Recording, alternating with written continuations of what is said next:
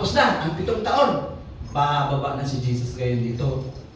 Kasama yung nirapture niya. Ito na, pag-aaralan natin ngayon. Ito na po yung second coming ni Lord, ha?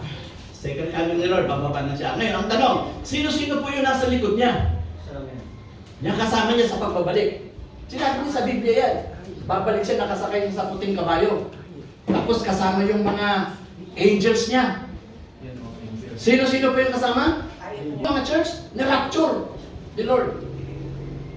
Oh, kaya importante makasama sa rapture. Amen. Para kasama, doon tayo sa likod ni Jesus. Amen. Nakakabayo rin tayo pagbaba. Totoo ba yung pastor? Opo, sinabi ni Jesus yan eh. Pabalik na siya. Alam niyo, maraming naghihintay doon sa Petra, Bosra, sa pagbabalik ni Jesus. Bakit nandun sila? Kasi nga pinursecute sila ng Antichrist eh. Maalala niya? Apo. Ayaw nilang magpatatak, nakipag-break ng covenant si Antichrist sa Hudyo. Napansin ng mga Hudyo na mali na, Antikristo na yung nagruro sa Israel. So, pinatago sila ni Lord, pinatakbo sila dyan sa may Petra, Bosra. Ito yung Edom, yung place ng Edom, yung kakambal ni Jacob. Edom ko yan, place yan. Oh, yan ang lugar na yan. Nandiyan sila pinatago ang mga Hudyo.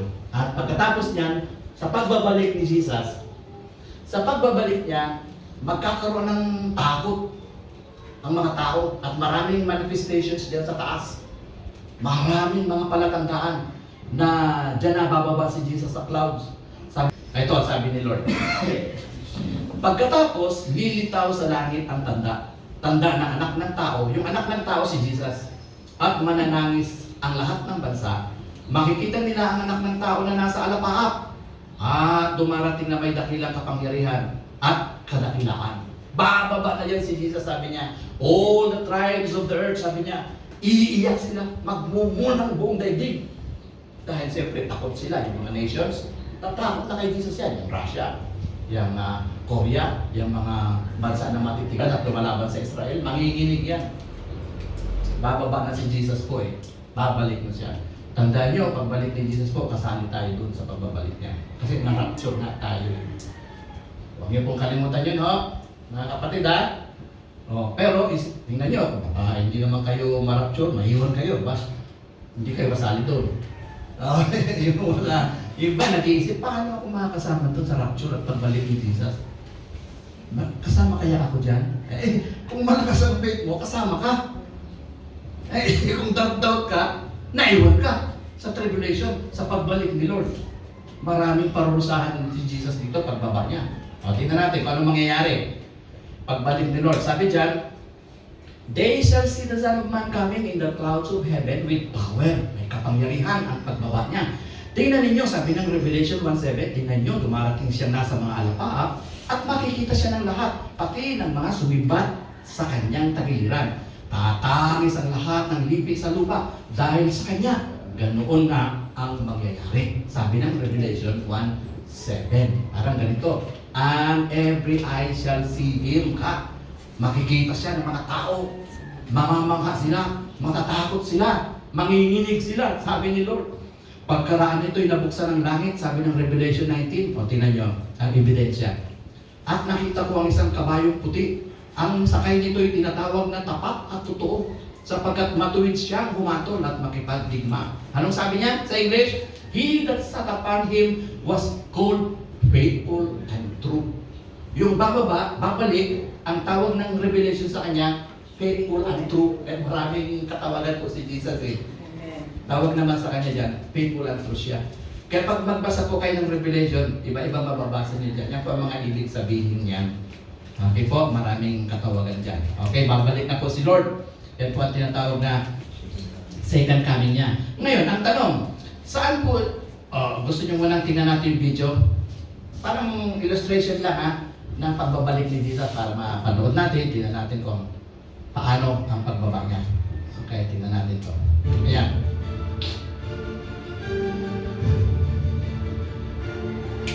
Ayan, ayan.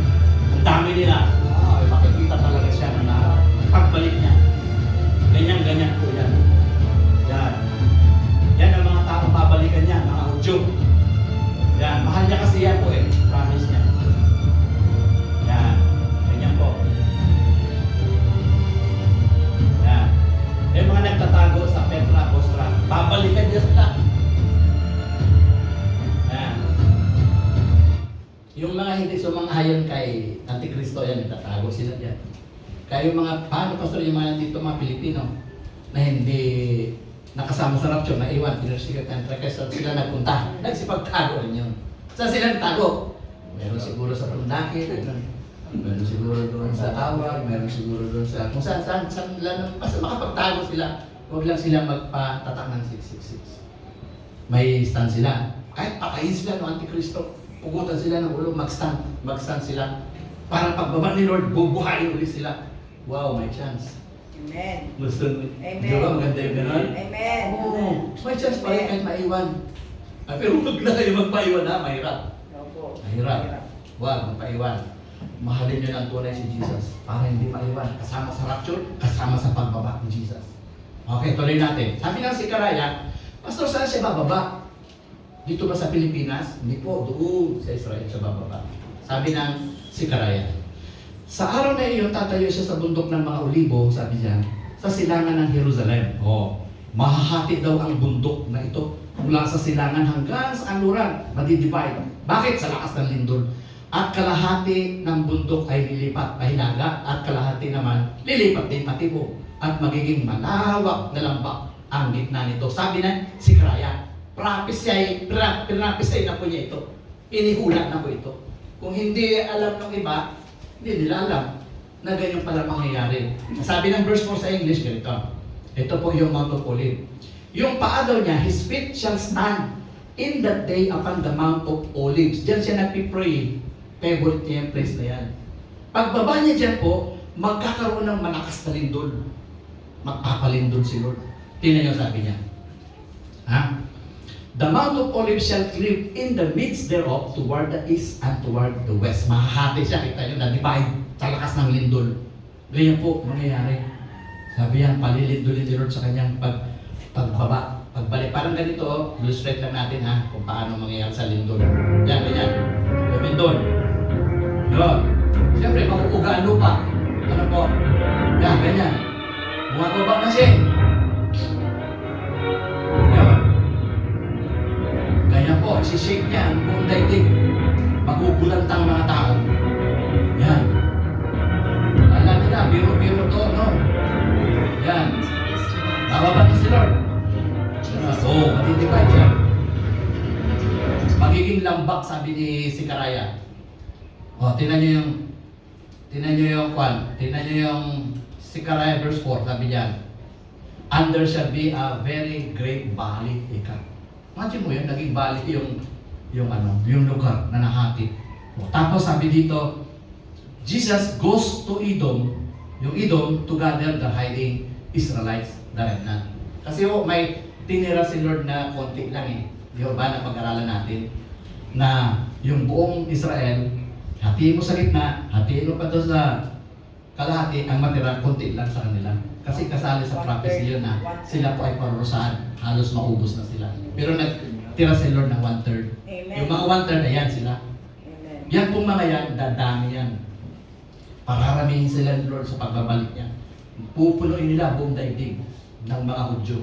May mga Gentiles. Kasama na rin. Sino mo mahala? Tayo. Tayo ang mga rapture niya. Kasi may glorified body tayo po eh. Amen. Sila, natural ang katawan nila. Tayo ang mamamahala sa kanila. Di po ba? Ang ganda naman pangako ni Jesus sa atin, di ba? Amen po? Amen. Amen. Kung may talent ka sa pagiging councilor o presidente o kagawad ka o ano, hindi kayo Lord sa'yo yan kung Christian ka. Mga natilihin mong pamamahala mo sa barangay mo. Turuan mo sa Panginoon yung mga tao. Glorified body ka, susunod sila, takot sila sa'yo. Mayroon kang rod of iron. Bibigyan ka ni Lord. Okay? Ng rod of iron. Promise niya yan eh. Sabi dito, magpuproceed siya doon sa Petra and Bosra, two chief cities ng Edom. Kita. Alam niyo yung Edom? Kapatid ni ano yan? Ni Jacob. Sino kapatid ni Jacob? Isaw. Yan, teritoryo yan ni Jacob. Ay, ni Isaw yan, yung Edom. Okay? Paano makagit na ninyo? Sila na mamahala dyan. Nung padaan ng Israelites yan, hindi niya pinadaan, hindi niya tinanggap yung kapatid niya. Kaya sinumpa sila ng Diyos eh. Pinalayas sila dyan. Naging mismo lang bato yan. Pinipreserve pala ni Lord yan para sa pagtaguan nila. Ganun po Plano ni Lord. ang pangako at prophecy ni Lord. Kaya yung mga Israel, tinatawag sila na babae sa Revelation na woman sila, mga babae. Pag nakabasa kayo yan sa Bible ng mga babae, parang ganito. Ang babae naman, sabi niya, ang Israel naman, ayan, ganun pa lang po kasimple yan na pag-unawa ninyo sa salita ng Diyos. Ang babae naman ay tumakas papunta ilan o tumakas sila dahil sa pag-persecute ng Antichrist sa isang lugar na inihanda ng Diyos para sa Kanya upang maalagaan siya roon sa loob ng 1,260 days. Ilan yan po? Ilang 1,260 days? Ilan yan? 3.5 years yan. Yung pag-break ng Antichrist ng covenant sa kanila, diyan na po sila tatago. Ayan po, prepared ni Lord yan sa kanila. Yung place na yan. Inihanda ni Lord yan according kay Isaiah chapter 63 verse 1. Para pong mahirap mabuhay dyan dahil puro bato. No, ang ganda dyan. Sabi ni Lord, ipoprovide ko ang lahat ng inyong pangailangan dyan. May tubig dyan. Wow. Bibigyan sila ng Lord ng mga pagkain dyan. Si Elijah, pinapadalhan ng Diyos ng pagkain sa pamamagitan ng uwak. Walang imposible sa Diyos pag iningatan niya ang tao. Amen. Amen. Okay, Lord. Opo, di ba? Walang imposible kay Lord. Basta siya may plano. Basta plano ng Diyos, hindi ka masasaktan. Mabubuhay ka. Amen. Muntik na ako mamatay nandun sa Amerika, di ba? Nag-pray na ako kay Lord. Lord, balik ko yung lakas ko. Butot balat na ako nun eh. Opo. Dahil nagkasakit ako ng cancer, 3 years. Nag-chemo ako, 3 years. Lord, hawaan niyo naman po ako. Pagalhingin niyo ako, Lord. Promise, magsiserve ako sa inyo. Babalik ako ulit sa pagtuturo ng eschatology. Kasi iniwan ko eh. Amen. Iniwan ko to. Eh tayo palang gustong makarinig. Pumunta kami ron sa Amerika. Kinuha kami na anak namin eh. Ngayon, sabi ko, balik niyo na kami, Lord. Balik niyo lakas ko. Binalik ako ni Lord. Makita niyo na yung tsura ko. Wala sinabi yung ibang kwan dyan. May mga isang cancer lang. Ako ang dami, multiple. Alam yung multiple ko, dami lahat. Dugo, buto, mga sari-sari sa katawan, mga infection. Lahat na po. Ikamamatay mo na yan. Sabi ng mga doktor, 5 years ka na lang mabubuhay. Pinakulat ka ganyan, 5 years mabubuhay. Sa Lord, walang ganyan. Amen. Kahit sinabi ng tao, ang Diyos wala yung posible. Amen. Kaya ako, suko ako kay Lord. Thank you, Lord. Naniniwala ako sa mga pangako niya. Sa pagbabalik niya, kasama ako dyan. Amen. Ginagawa ko ang tungkulin ko, Lord. Amen. Susunod ako sa inyo. Kailangan Lord kako, ipahayag ko ito para mas marami pang nakapakinig. Amen. Marami pang makaunawa, maisama rin sila sa inyong karyan pagdating ng araw. Kasi kala nila, pagkatapos na mamatay, rapture, tapos na. No! Ang dami pang mga gagawin, ang dami pang plano ng Diyos. Ito niyo yung subjects natin, 12, madami pa. O, tuloy natin. Tinatawag po yan Bosra at saka Petra yung place na pagtataguan ng Lord sa kanila. Kung ikaw ay nagmi-made ka dyan sa Israel o nagtatrabaho dyan, sama ka na.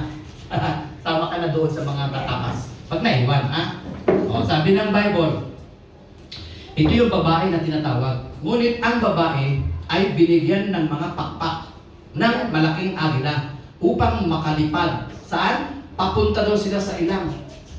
Doon siya itatago sa loob ng 3.5 taon upang maligtas sa pananalakay ng ahas. Yung ahas, Satanas. Sinusugsugan niya si Antikristo na pagpapatayin silang lahat. Yan po ang ibig sabihin nito. Yung babae po dyan, binigyan ng pakpak. Ang ibig sabihin, lumipad na parang agila, pinapunta sila ni Lord doon at sila'y iningatan ng Diyos sa kanilang paglalakbay. Yan po ang ibig sabihin ng mga simpleng versikulo. Pag binasa niyo po ito na wala kayong guide ng Holy Spirit, hindi niyo po yan maiintindihan. Opo. Kaya ang Revelation napaka-misteryoso ito po. Pagka binasa niyo ng walang Holy Spirit, ang isang tao hindi niyo po maintindihan yan. Pag binuksan ng Lord ang isip mo, tinulungan ka ng Holy Spirit, papaintindi niya po ito sa inyo. Ang dali. Napakadali. Maintindihan niyo po ba, nanay? O kahit na walang tao, basta Holy Spirit na po. Kasi sabi niya sa John chapter chapter 14-16 eh. Ang inyong tagapagturo ay ang banal na Espiritu at siya ang magre-reveal ng lahat ng mga sikreto ng mga bagay doon sa kalangitan. Imagine mo yan. Holy Spirit po eh. I-reveal sa'yo kung ano ng mga bagay sa langit. Habang nag-aaral ka, pinapaisip ni Lord sa iyo, ano bang mga nangyayari sa taas? I-reveal ni Lord sa iyo yan. Basta humihingi ka ng guidance ng Holy Spirit. Oh, nagpipray ka muna bago ka magbasa ng Bible. Huwag yung basa ng basa agad. Wala, hindi ko maintindihan. Lord, tulungan niyo po ako maintindihan ko to. Tutulungan ka ng Espiritu Santo. Kasi siya ang teacher natin eh. Hindi yung pastor. Hindi akong magaling na teacher, no. Holy Spirit nagtuturo. Ako nagsishare lang. Anong talento anong dunong ng tao? Wala. Wala yung tao. Ikaw at ang Holy Spirit, dalawa kayo. Ang Panginoon ang siya magbibigay at magre-reveal sa iyo ng lahat. Tapos bibigyan kanya ng wisdom. Amen. Hindi yung tinatawag. Kasi iba yung wisdom, knowledge. Iba yan. Amen. Yung knowledge, pantao lang yan. Utak niya, matalino siya. Sa mundo. Yung wisdom, from above yan. Galing yan sa taas. Ibababa ng Diyos yan sa iyo. Alam niyo ba na describe ng Lord o in-identify niya ang wisdom? Ang wisdom daw. Basa nga muna, brother. Yung verse na yun, gusto ko yan eh. Sa Santiago, tinan nyo. Yan ang wisdom. Bago tayo magpatuloy. Wisdom, brother, wisdom. Santiago, Tagalog. Malabo. Yung may malinaw, tinan nyo Santiago, chapter 3. Chapter 3. James yun, di ba? James. Santiago chapter 3 verse 18. Kaya importante may Bible kayo. James. May Bible tayo. Di ba? May Bible. Para pag sinabi ng pastor na nagtuturo, hindi kayo madadaya. James chapter. James sa English, chapter 3 verse 18. Tingnan nyo. Pakibasa lang nakakita ko. Yung sabi niya, wisdom from above, ano? 3:16, 17. James chapter 3 verse 18. 17 mo na, 17. 17 sabi ko sa Tagalog. Ngunit ang karunungang buhat sa itaas ay una-unay malinis Yun. saka mapayapa, bayayat, madaling panaingan, puspos ng kaawaan at ng mabubuting bunga. Walang inaanyuhan, walang pagpapaimbabaw. Amen. Oh, wow. Galing, di ba? Hindi siya hypocrite. Amen. Malinis. Amen. Ano pa sabi? Good fruits ay puspos ng kaawaan at ang mabubuting bunga. Full of mercy. Yes, Ano ba? Madaling panaingan. Parang full of mercy, good fruits without Without partiality. Hindi siya yes. nagtatangi-tangi. Ay, ito, gusto ko ito, Amen. mayaman to. Ito, mahirap. Hindi, walang ganyan. Patay-patay. Ano ba? Ano Yung ba? without hypocrisy. Walang pagkukunwari. Wisdom po yan. Amen. Yan, ang wisdom. Kasi nasabi ni Lord. Okay po? Thank you, Jesus. Kasi alam nila, basta wisdom yan. May wisdom ako. Hindi naman nila alam kung ano ibig sabihin ng wisdom. Yung palang wisdom, yung mapalit ka, maawain ka, mayroon matulungin ka, hindi ka nagpapakunwari, ikaw ay isang taong mapagmahal sa iyong kapwa. Yan ang wisdom. Okay. Kung wala ka niyan, wala kang wisdom. Amen. Amen. Di ba? Sabi ni Lord. Sino nagsasabi yan? Di si Pastor Rama ka mag sa akin. Sa Bible yan. Kaya ako talaga puro versikulo, ayaw ko yun. Tingnan niyo yung bandang taas nga. Ano sabi niya doon sa may verse 10? Ano ba yun? James 3:16. Ito pa rin tingnan sa taas. Yan nga. James 3:16, sapagkat kung saan, yun ba yun? Yun. Sapagkat kung saan mayroong paninibubuho at pagkakampi-kampi, ay doon mayroong kaguluhan at lahat ng gawang masama. Saan daw galing yan? James 3:16, Ganyan eh. 15. Tinan mo na 15. Nakita mo, baka sagot. Sige. Hindi ito ang karunungang bumababa mula sa itaas, kundi ang nauukol sa lupa, Yung- sa diablo. Diablo pala yun. Diablo. Sa Diablo pala galing yan. Yung wisdom na ganyan. Ano raw ang wisdom na ganyan? Galing ba sa Diablo? Ano yan? Pagkakampi-kampi, Kampi-kampihan. Paninipugo. Yung sa kaloob. kaguluhan, yan. Ano pa? Kaguluhan, Kaguluhan. at gawang masasama. Gawang masasama. Amen. Sa demonyo yan. Amen. Sa Diablo yan, sabi ng Bible eh. Ano mo? Ano ang gagawin natin ngayon? Kung ganyan, sa Diablo pala yan. Amen. Iwasan. Pagbutihin. Pag-ingatan. Paano po ba magpaglalabanan yung kung halimbawa mong siya ay nadideceive na ng kalaban. Paano kaya? Ilagay sa sarili. Opo. Sarili natin. Pag na-deceive na tayo ng kaaway sa ating sarili, mag-isip-isip tayo, humingi tayo ng tawad kay Lord. Sana. Kasi gusto kong baguhin sana yung isang tao eh. Okay. Ayaw naman niya magbago. Talaga hindi mo siya kayang baguhin. Si Lord lang pwede magbago doon.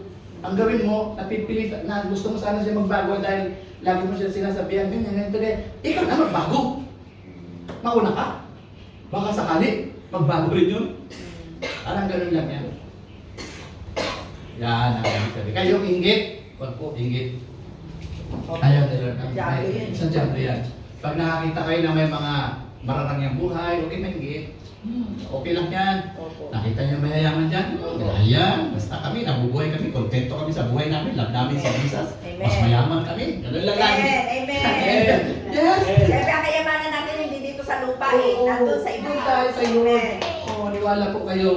Huwag kainitan niya sa demonyo yung naiigit. Opo, opo. Lagi tayong positibo kay Lord. Ang kayamanan natin, si Jesus. Amen. Amen. Palakpakan natin si Lord nga.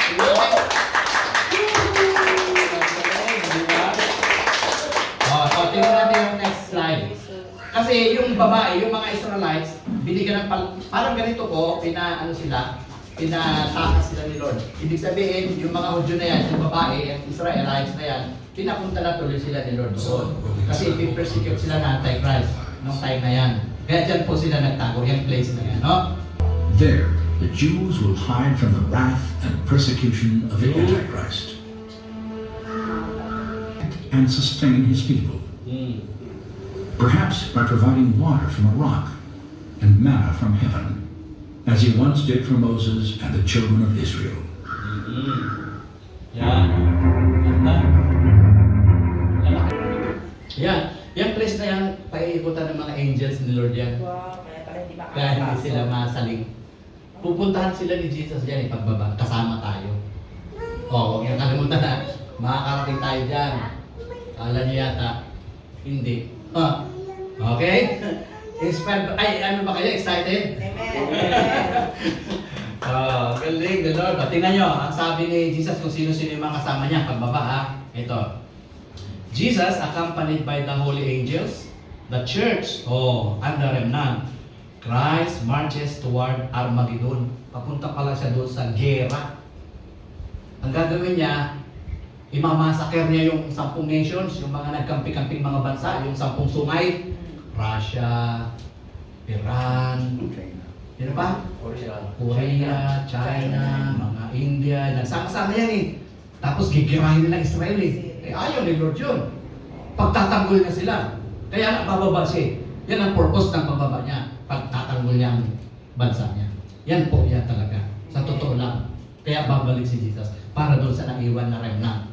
Kasi na-prophesy po yan. Ililigtas niya ang kanyang bayan. Amen. Tingnan niyo sabi ng verse 14. Ebidensya na totoo. Sumusunod sa kanya ang mga hukbo ng langit. Mga angels yan ha. Na nakadamit ng malinis at puting lino at nakasakay rin sa mga kabayong puti. Ikaw nakasakay ka rin sa kabayong puti. Amen. Paano si nanay? Di marunong magkabayo. Matututo kayo. Bibigyan kayo Lord ng renda. Ay, ang tawag ko yung hawakan. Makakakabayo kayo. At saka malakas ang tayo. Oo, tsaka kung glorified body ka, Bata. bata pakiramdam mo. Amen. Amen. Glorified body. Amen. Di ba ba? Wala nang kahinaan, Pastor. Wala nang kahinaan eh. Amen. Wala nang wala doon. Matanda. Ang galing kaya ang promise ni Lord sa atin, yung nagbubuhayin po ng patay, pagbangon mo, malakas ka kagad eh. Amen. Sasalubong ka kay Lord eh. Amen. Yun lang. Yun yung mga pangako ni Jesus sa atin talaga nakakasaya. Nakaka-encourage o aliw. Oh Lord, thank you. Tingnan nyo, prophecy ni Isaiah. Sino itong dumarating na buhat sa Edom? Kita nyo, Edom ha? Buhat sa Bosra, na marinal na kasuotan ay kulay pula. Si Jesus yan ha? Sino ang magiting na lalaking ito? Sabi ni Isaiah, na kung lumakad ay puno ng kasiglahan. Ako ang nagbabadya ng tagumpay. Ang kalakasan ko'y sapat na upang kayo ay iligtas, sabi ni Jesus. Kita nyo? Si Jesus po yung dumarating na yan. Yan. Ay, kanya, that is speak in righteousness, mighty to save. Yan, ang sabi ng Isaiah. Kasama niya yung mga the Lord my God shall come and all the saints with thee. Lahat ng mga saints na, kasama na. Tayo dyan. Kasama na yung apo niya po. Sana, yung mga apo niyo ha? Importante. Amen. Oo, amen. Yung basta Yes, apo niyo, patanggapin kay Lord. Amen. Patanggapin para kasama. Kung hindi nila marinig ang salita ng Diyos, wala, maiwan sila dito. Dadaan sila sa tribulation. Thank you, Lord. Sabihan natin sila, kawawa naman sila eh. Kaawaan natin sila. Kasi tayo lang yung nakakaalam ng mga propesya ni Lord eh. Amen. Kawawa sila talaga. Minsan na, kaya mo sa Bible study, ayaw nila eh. Totoo. Kayo lang yun, wala na pa. Mm. Ayan, may tao talagang ganyan eh. Pero si Lord, mapagpasensya. Amen. Kaya, nagbibigay pa siya ng extension. Tingnan nyo, sabi ng Sikaraya, 45. At darating ang Panginoon kong Diyos, sabi ni Sikaraya, kasama ang lahat niyang mga anghel. Kita nyo, ang ganda. Di ba? Parang ganito, kasama na yung mga anghel niya. Okay, tingnan natin. Yan. Ano natin yan?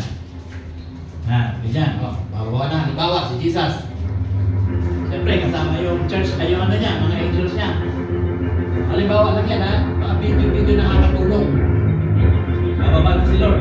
Kasama yung church, mga angels niya. Yan po ang gagawin ni Lord pagbaba niya. Ganyan. Yan ang, ngayon, titignan natin ha. Pastor, ano po ba yung purpose talaga ng second coming? Mayroon pong ilan na babanggitin tayo. Una, i-depict niya si Antichrist. Ibig sabihin nun, si Antichristo po yung nagtipon-tipon doon sa ano, yung Armageddon. Doon sa, ano bang tawag dyan sa Armageddon? Yung tinatawag na place na Megiddo. Valley of Megiddo. Mountain of Megiddo. Doon sila nagtipon-tipon eh. Doon bababa si Lord. Parusahan sila dyan. Ikalawa, i-depict niya si Antichrist doon. Ikalawa, kukuntin ni Jesus si Antichrist. Yan. Ibig sabihin po niyan, yung false prophet at saka si Antichrist, itatapon niya sa impyerno, buhay. Buhay buhay. May kaluluwa at laman. Yun ang parusa sa kanila kasi dinaya nila yung mga tao, pinagtatatakan nila ng 666 eh. Kaya pagbalik ni Lord, papatayin sila, ihahagi sila sa apoy. Impyerno sila ang kauna-unahan itatapon sa impyerno, yung mga yan. To bind Satan, bound for 1,000 years in the bottomless pit. Iulong niya. Example yung bottomless pit na yan. Sa ilalim ng ano yan. Laliman. Bottomless pit na eh. Doon siya kukulong ng Panginoon. Bakit pastor kulong pa? Hindi siya tapos sa impyerno. Alam niyo po, may purpose pa si Lord.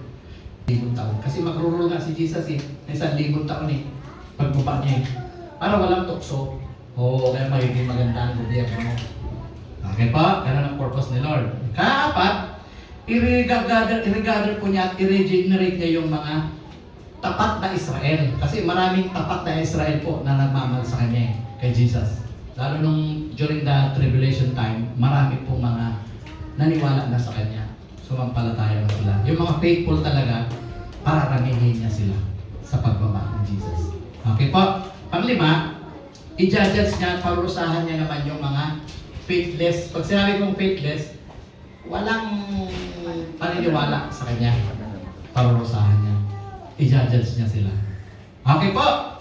Number 6, to separate the sheep from the goats. Ibig sabihin po, pag hiwa-hiwalay niya na yung may sungay at walang sungay, ibig sabihin, mga kambing yung may sungay, yung ano po, yung sheep, walang sungay yan eh. Yan ang mga, ibig sabihin ng goats, mga hindi Kristiyano, mga unbelievers. Yung mga sheep, mga totoong nagmamahal sa kanya. Okay. O hindi nakasali tayo dyan, hindi na, kasi na-rapture na tayo. Bumaba na tayo kasama ni Jesus eh. Sila lang. Okay po, nakikit niyo? Kukuha po niyo? Tanong kayo para maintindihan niyo. Walang tanong, ibig sabihin maliwanag. Mamaya, magtanong-tanongan pa tayo pagka natapos na. Magtanong na kayo ngayon. Number 7, to resurrect Old Testament and tribulational saints pala gagawin ni Lord. Alam niyo yung Old Testament people na nagmamahal sa Diyos katulad ni Daniel, nila David, bubuhayin ni Lord sila at mamamahalan sila kasama ni Jesus. Kasama natin, makikilala natin sila that time pag balik natin dito. Okay po? Nakit niya? Ikalawa, sino yung tribulational saints, Pastor? Yan yung mga nakaligtas sa Antikristo na hindi nagpatatak. Nagsakripisyo ng buhay nila alang-alang sa pagmamahal nila kay Jesus. Nirefuse nila yung number niya na 666. Hindi sila kumuha ng ID na may number na 666 para makakain lang. Ayaw nila. Kahit mamatay sila sa gutom. Pinatay na sila. Bubuhayin sila ni Jesus pagbalik. Yan po ang ibig sabihin ng tribulational saints po. Okay po? Yung mga pinersecute yan. Now, tingnan natin yung una. Una, ididipit niya si Antichrist. At saka yung mga bansa na nagkampi-kampihan dyan sa tinatawag na ano lugar yan? Megiddo. Megiddo. Okay. Diyan sila nagtipon-tipon eh. Alam niyo yung place na to? Dito rin po naglaban si Goliath at saka si David. Yan. Gera. Ito po yung gera ng Israel ng mga panahon nila eh. Diyan din sila magtitipon-tipon. Yung mga lalaban sa Israel po. Armageddon po means the mountain of Megiddo. Yun, the center of the battle on the great day of God. Pagbaba ni Lord talaga. Magkakaroon ng matinding gera dyan. At ang gagawin ni Lord ay mamassacre niya lahat yung mga bansa na yan na nagkampi-kampi kasama dyan ng China. Itong lumalaban sa ngayon sa West Philippine sinatin na inaalo ang Pilipinas. Ayan. Makikisama yan. 10 nation. Makakasama siya dyan. Ang mga hari, sabi dito, tinan nyo, verse 16. Ang mga hari ay tinipon ng mga espiritu sa lugar na tinatawag na Armageddon. Kita nyo yan. Nakahula na sa wikang Hebreo. Amen po. Nakahula na yan, verse 16. Ito pa. Verse 3 ng Sikaraya, pagkatapos makikipaglaban ang Panginoon laban sa mga bansang iyon, katulad ng ginawa niya ng pakikipagdigma noon. Para pong ganito, yan o. Yan, ganyan. He is might the Lord. Jesus will smite all the people that have fought against Jerusalem. Pagbaba ni Lord, naku, may magagawa ka ba pag si Jesus ang kalaban mo? Yung mga bansang yan, wala. Wala silang kakayanan. Patay at taas.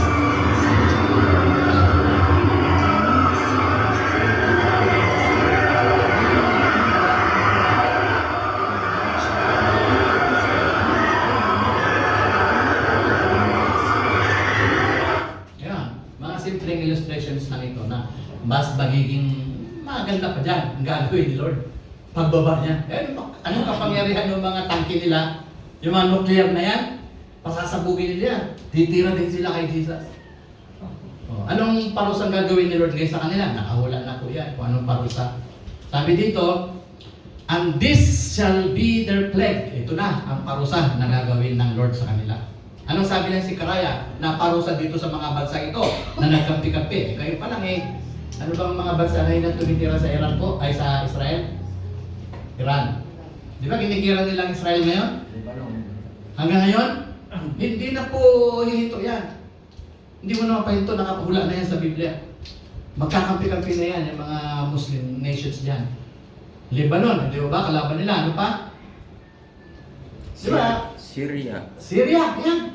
Syria. Lumalaban, nagbumbay na Israel. Syria. Hanggang ngayon. Turkey. Turkey. Iran. Iran. Ay, kita nyo ngayon. Nakahula na yan. Libya. Ano pa? Libya. Kampi-kampihan ng Muslim. Pati Egypt na. Imagine mo, sa Middle Yemen. East. Nakahula na po. Ngayon, tinan nyo. Ang versikulo. Verse 12 ng Sikaraya. Ang mga bansang sumalakay sa Jerusalem ay padadalhan ng mga salot na ito, sabi ni Lord. Mabubulok ang kanilang mga katawan, mata at dila kahit buhay pa sila. Effect. Grabe, no? Parusa ni Lord. Effect ng nuclear. Tingnan nyo yung punishment ni Lord. Una, ano raw? Yung flesh daw nila ay makukonsume. Consume away while they stand upon their feet. Yung laman, yung flesh nila maagdas. Bakit kaya maagdas? Siguro cause na rin yun ng mga nuclear nila, mahalalanghap nila, yung nuclear, sugat ako sa balat nila, malulusaw yan sa nuclear. Yan, parusa na ni Lord yan. Ito pa, sabi niya, no, kalawa, their eyes daw, yung mata nila, shall consume away in their holes. Yung mata nila daw, sa butas ng mata nilang yan, ano sabi po? Malulusaw. Ay, saan na kayo nakakita ng mata na nalusaw? Eh, yung namamatay lang po dito sa Pilipinas na 3 araw ka pa lang sa libingan, lusaw na yung mata mo eh. Doon, minuto lang, lusaw na. Di ba? Lulusawin ni Lord mga mata nila. Wala na sila makita. Ganun po ang gagawin ni Lord sa kanila. Parusa yan ni Lord. Yun ay ikatlo. Yung dila daw nila, their tongue shall consume away in their mouth. Siyempre, paghinga nila ng ganyan, yung usok pumapasok sa dila. Maraming nuclear na mga chemicals, natutunaw ang dila. Di ba? Ganyan yan eh. Parusa na rin ni Lord yan sa kanila. Eh, halimbawa, yung general, magkukuman siya na lusot-lusot kanya. Nalangap niya yung nuclear sa dila niya. Hindi na makakuman, di ba? Hindi na sa makakuman kasi nalulusaw na yung dila niya eh. Di ba? Parang ganyan, di ba? Wow. Kita niyo ang mga mangyayari gagawin ni Lord. Ang hirap. Kawawa yung mga bansang yan na mayayabang na pinamamalaki nila ang kanilang mga armas. Yan, ganyan po ang mangyayari sa time na ito. Yun. Liligtas ni Lord yan mga yan. Yan na. May natirang konti sa kanila. At ito ang mga parusa ni Lord sa mga kalaban niya. Ganyan po. Yan na.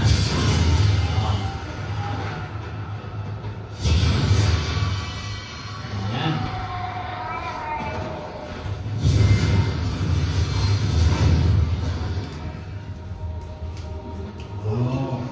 Yung mga anak ng Diyos, pinoproteksyonan niya pa rin yan, mga sundalo ang Kristiyano. Kita niyo? Yung bait ni Lord.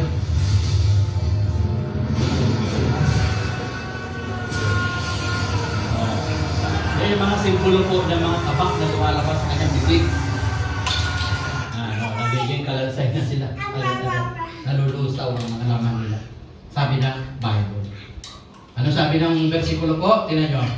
May matalim na tabak na lumabas sa kanyang bibig upang gamitin niyang panlupig sa mga bansa. Mamamahala siya sa mga ito sa pamamagitan ng tungkod na bakal at paagusin mula sa pisaan ng ubas ang anak ng puot ng Diyos na makapangyarihan sa lahat. Ibig sabihin po, aagos daw yung dugo nila doon sa lugar na yan. Gaano kataas kaya ang dugo nila sa palagay nyo? Sinabi na rin ng Biblia yan kung gaano kataas. Tingnan nyo.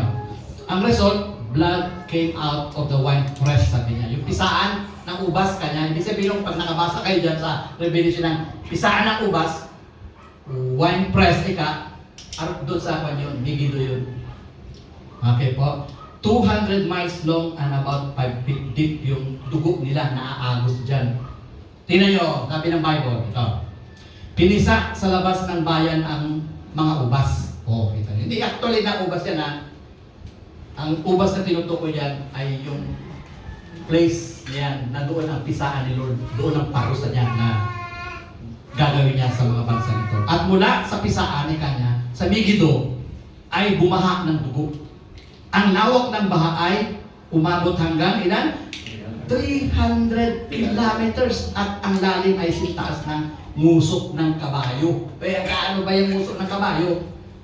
Pag nagkakabayo ka, ang preno sa musok,